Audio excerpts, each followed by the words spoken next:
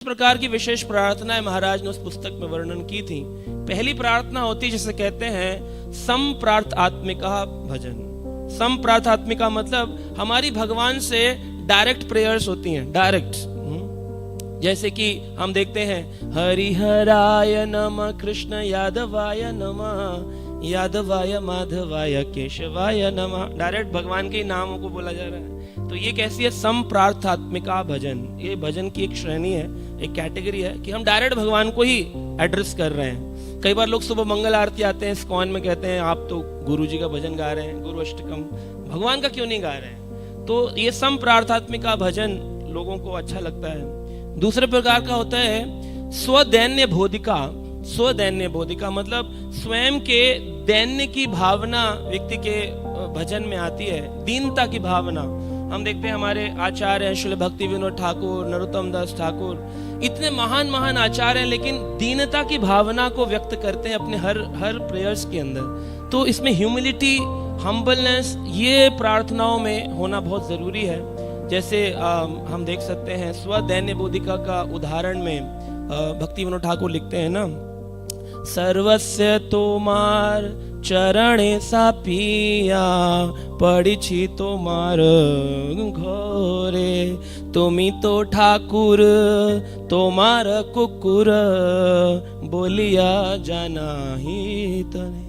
इस प्रकार से बोल रहे हैं आप तो ठाकुर हैं और मैं कौन हूँ? कुकुर हूँ। अब श्री भक्ति विनोद ठाकुर जो कि 100 से अधिक ग्रंथ प्रस्तुत कर दिए संसार में, वो क्या कह रहे? आमी कुकुर। और किसी को आप संसार में बोल के देखो तुम कुकुर, कुकुर बोला कुकुर बोलता है Prestige cooker, Prestige cooker, yes.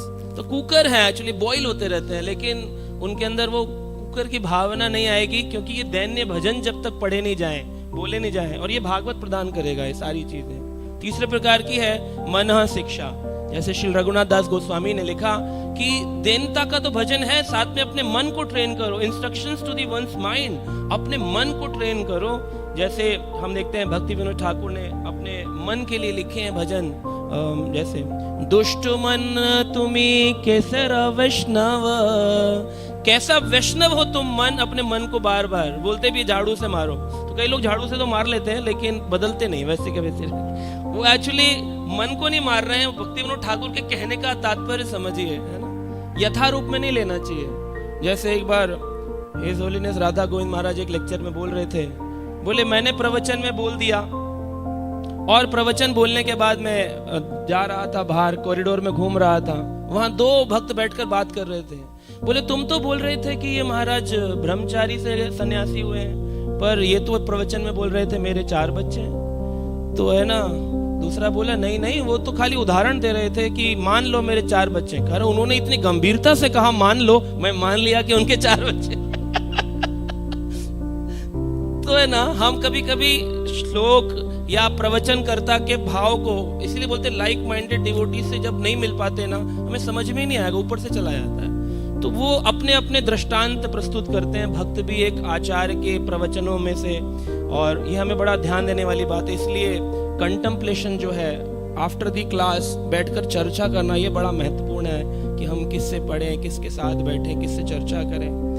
और तीसरे चौथे प्रकार की है विलापात्मिका भजन।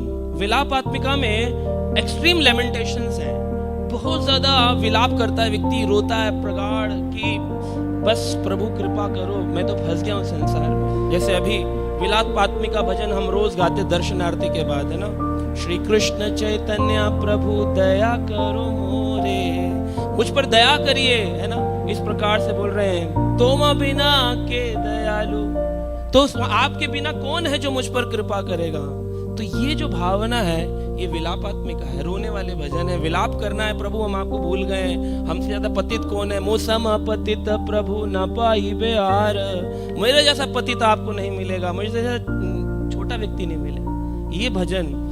और 5वें प्रकार का है वैष्णव महिमा प्रकाशिका भजन, जिसमें वैष्णवों के गुणगान गाए जाते हैं। जैसे हम एकादशी पर विशेष गाते हैं भजन, शुद्ध भक्त चरण रेणु भजन अनुकूला, शुद्ध भक्त चरण रेणु भजन अनुकूला। ये वैष्णवों की गुणगान जैसे कल यहाँ पर हिज होलीनेस गोपाल कृष्ण गोसाई महाराज आने वाले हैं, तो उनका गुणगान हरि बोल, तो महाराज जी का गुणगान गाना, उनको देखना मात्र ही एक व्यक्ति को संतुष्टि प्रदान करेगा। और उनके बारे में कुछ कोई पूछे कौन है ये, तो कुछ किसी ने खाली बता दिया, अरे ये तो प्रभुपाद जी के प्रथम शिष्य हैं, बड़े प्रिय भक्त हैं भगवान के, हजारों लोगों को इन्होंने प्रचार किया है। तो ये क्या हो गया, वैष्णव महिमा प्रकाशिका भजन। वैष्णव महिमा गाने से वैष्णव की कृपा बिना मांगे प्राप्त होती है। और यही शुद्ध भक्त चरण रेणु है। एक्चुअली उठाकर 1 किलो धूल ले लेना नहीं है, शुद्ध भक्त चरण रेणु मतलब ये है वैष्णव महिमा का गुणगान गाना। और हम लोग गाते भी हैं श्रील प्रभुपाद के तिरुभाव आविर्भाव तिथि पर या आचार्यों के तिरुभाव। छठे प्रकार का है श्री गुरु वैष्णव विज्ञापति रूपा। श्री गुरु वैष्णव विज्ञापति रूपा, इसके अंदर है कि व्यक्ति को गुरु और वैष्णवों की को प्रसन्न करने के लिए भजन गाए जाते हैं, जिसमें गुरु का भी है और वैष्णवों का भी है। खाली गुरु का नहीं है, वैष्णवों का भी है। वैष्णव भजन गाए जाते हैं वैष्णवों को प्रसन्न करने के लिए, जैसे ओए वैष्णव ठाकुर दयार सागर ए दास करुणा कोरी, दिया पद छाया शोधे अमाया तोमार चरण धरी। तो ये है श्री गुरु वैष्णव विज्ञापति रूपा। और एक है 7वें प्रकार के श्री धाम वास लिलिप्स आत्मिका। धाम में वास करने की जो लिलिप्सा है, इच्छा है, ये भजन गाने चाहिए कि हम कब वृंदावन में वास मिलेगा। जैसे कई भजनों में गाया जाता है ना, वो बोलते हैं विषया छड़िया कबे शुद्ध हबे माना, कबे हरि श्री वृंदावन। वृंदावन धाम कब मुझे दर्शन होगा, ये एक इच्छा है व्यक्ति की। और वो तुलसी आरती में कहते हैं मोर एहि अभिलाष विलास कुंज दियो वस, नयने हरि बो सदा युगल रूप राशि। मेरी इच्छा है मैं विलास कुंज में वास करूं, लेकिन उसके साथ साथ करना भी पड़ेगा कुछ, खाली बोलने से नहीं। विलास कुंज में वास की इच्छा रखते हैं और अपराध करते हैं भर भर के, तो फिर क्या होता है, अपराध प्लस इच्छा। अपराध और इच्छा कहाँ ले जाती है, व्रज में तो ले जाएगी, लेकिन बंदर के रूप में, और फिर ले जाएगी आपको कछुए के रूप में, और वहां पर रहने वाले सुकर कुकर के रूप में। तो वो भी कोई साधारण जीव नहीं है, बड़े चढ़े भक्त हैं, लेकिन भक्ति तो बड़ी चढ़ी थी, लेकिन अपराध बुद्धि समाप्त नहीं है। और वैष्णव अपराध, धाम अपराध और नाम अपराध, जीव अपराध, सारे अपराधों का भंडारा लेकर बंदर बनते हैं। और फिर जब आप वृंदावन जाएंगे तो चश्मा छीन लेते हैं आपका। तो बोलते हैं कि चश्मा छीनते क्यों बंदर? बोले, ये कहते हैं हम भी नहीं देख पाए थे, ये भौतिक दृष्टि हटाओ, आध्यात्मिक दृष्टि से तुम वृंदावन का दर्शन कर पाओ। छीन लेते हैं चश्मा। तो ये भाव श्री धाम वास की जो भावना है, ये एक प्रकार की प्रार्थना है। एक प्रकार की प्रार्थना 8वीं है साधक देहर लालसा सुचिका। साधक को लालसा होती है और वो डिजायर करता है कि मैं एक अच्छा साधक बनूं, साधक बनने की इच्छा है ना। जैसे तुलसी महारानी में आप कहते हैं कि प्रार्थना में आप बोलते हैं भजन कि मुझ पर आप कृपा करें, अपनी निज सखी बना लीजिए, है ना। क्या बोलते हैं, निज सखी बनाने के लिए कृपा करी करो तारो तियो मोर इबला। हाँ, सखीर अनुगत करो, सखीर अनुगत करो। सखीर अनुगत कैसे करेंगी तुलसी महारानी? तुलसी महारानी सेवा अधिकार दियो, सेवा अधिकार देते। कैसे देंगी सेवा अधिकार? जब कोई व्यक्ति तुलसी माला गुरु के द्वारा प्राप्त करता है और उस पर भजन करता है, हरे कृष्ण कृष्ण कृष्ण हरे हरे, हरे राम राम राम हरे हरे, तो ये जब भजन कर रहा है तो वो सखी अनुगत कर रही है ना। अपनी तुलसी आपको सखी बना करके बोल रही है कि अभी आप क्या करो, भगवान का भजन करो। और सेवा अधिकार दिया है भजन करने का। हरि नाम, तुलसी और हरि नाम, ये दोनों साथ में।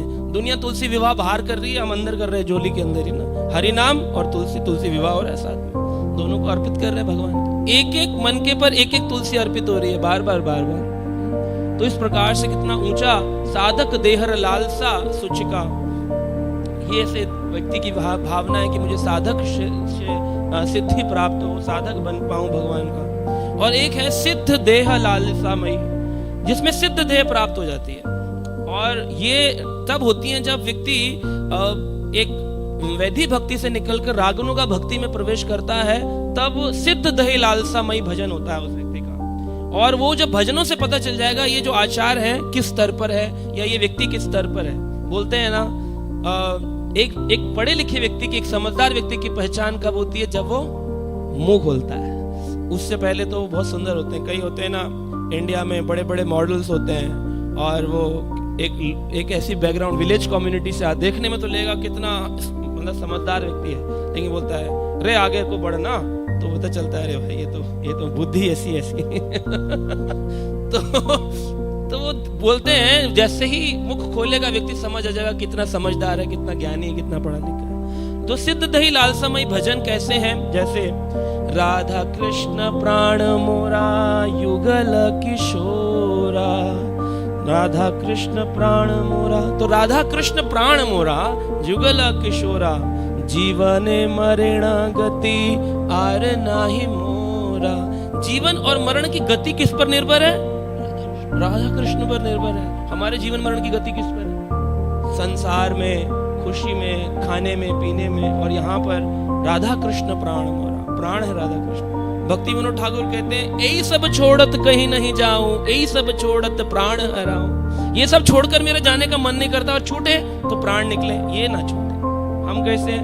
कोई व्यक्ति बोले भगवान जैसे सनातन गोस्वामी को प्रकट होकर के कहते हैं अब ये भजन बंद कर दो, और तुम इतने बुजुर्ग हो गए, अब तुम्हें आवश्यकता नहीं है परिक्रमा करने की, जप करने की। हरिदास ठाकुर को कह रहे हैं बंद कर दो। भगवान बार बार भक्तों को आके कह रहे बंद कर दो। हम प्रार्थना करते प्रभु हमें भी आकर बोलो बंद कर दो।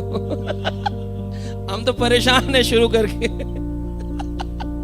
लेकिन ये सिद्ध देह पर होगा, ये ऐसे साधारण सा से प्राप्त होने वाला नहीं है। और अंतिम है जो बताया अक्षेप बोधिका, यानी कि बहुत ही ज्यादा अक्षेप हो रहा है जीवन में और व्यक्ति गिल्टी होता है अगेन अगेन, और अपनी इंटेंस ग्रीफ को भगवान के आगे प्रस्तुत करता है। प्रभु फंस गया हूं संसार में, बार बार जन्म मृत्यु के चक्र में, निकाल लीजिए हे कृष्ण, हे गुरुदेव, हे प्रभुपाद। ऐसे करके प्रार्थना, ये बोध अक्षेप बोधिका, मतलब मुझे पता है मेरे ऑब्स्टेकल्स क्या है लाइफ में, वो बोध हो जाना, वो ज्ञान प्रस्तुत हो जाना, अपने आप में ही 90% प्रॉब्लम सॉल्व हो जाना है कि नहीं। कोई व्यक्ति आए बोले प्रभु जी मुझे आलस बहुत है, बोले बहुत बढ़िया, तुम तो निकल गए आलस से। बोले कैसे? बोले आपको पता है, कईयों को तो पता ही नहीं है, 9 बजे सोकर उठते कहते good morning.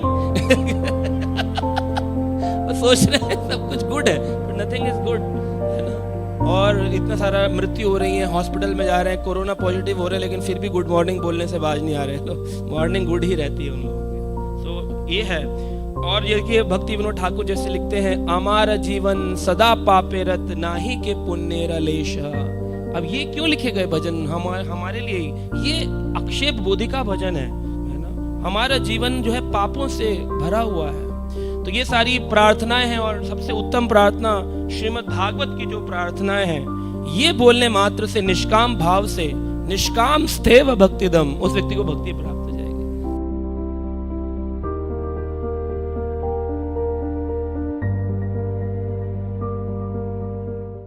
Subscribe now and press the bell icon. Never miss an update.